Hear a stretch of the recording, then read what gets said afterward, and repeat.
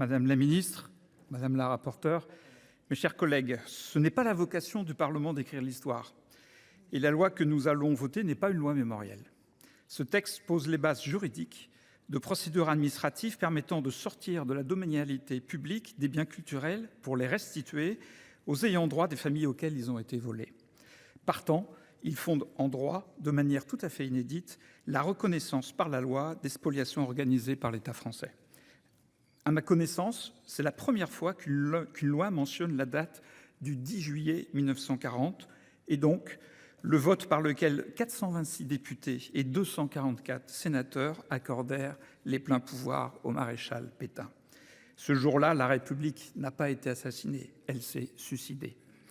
12 jours plus tard, le gouvernement du maréchal Pétain promulgua une loi portant révision des naturalisations obtenues depuis 1927 qui priva 6 000 Français de confession juive de leur nationalité.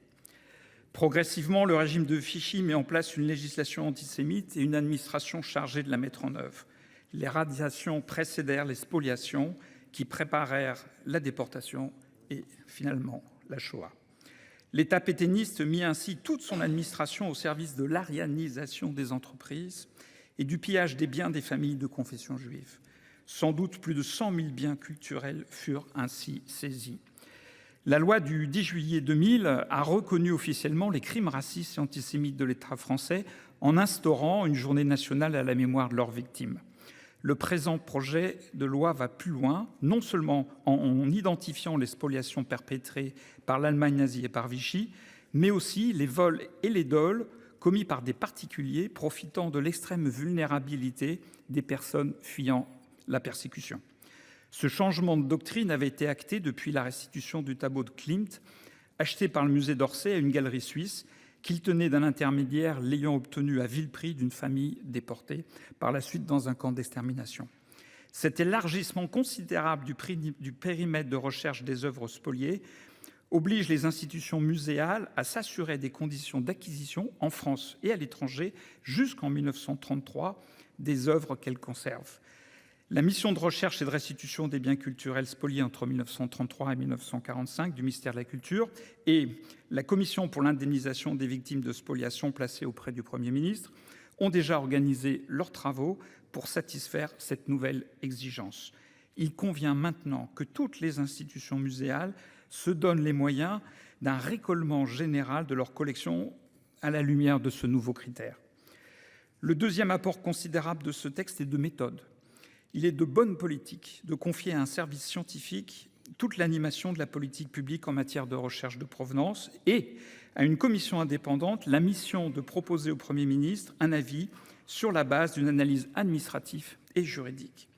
Les deux institutions travaillent dans une parfaite collaboration et l'indépendance que donne à la CIVS son statut et sa composition confèrent à ces avis un bénéfice essentiel et tout à fait nécessaire.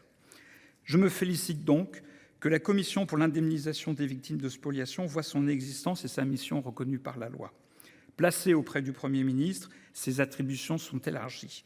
Elle est compétente pour instruire les conditions de la spoliation, mais aussi pour proposer des alternatives aux différentes restitutions.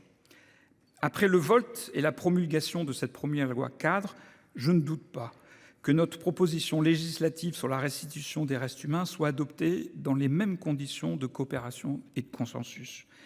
Il restera alors à nous emparer du dossier plus complexe de la restitution des biens culturels spoliés partout dans le monde. Ce que nous avons mis en place avec les deux premières lois devra nous guider pour conduire à bien ce nouveau chantier. Il serait ainsi impérieux que les modalités d'instruction de ces dossiers de restitution fussent assurées dans les mêmes conditions de transparence et d'indépendance que celles qui président aux travaux de la CIVS. Il ne faudrait pas que l'institution muséale défaillante à les traiter par le passé les organisât dans le cadre d'une relation exclusive avec l'exécutif. Je pense personnellement que les missions de la CIVS pourraient être étendues aussi à l'instruction de ces dossiers. Notre groupe votera avec beaucoup d'émotion et de responsabilité ce texte. Je vous remercie.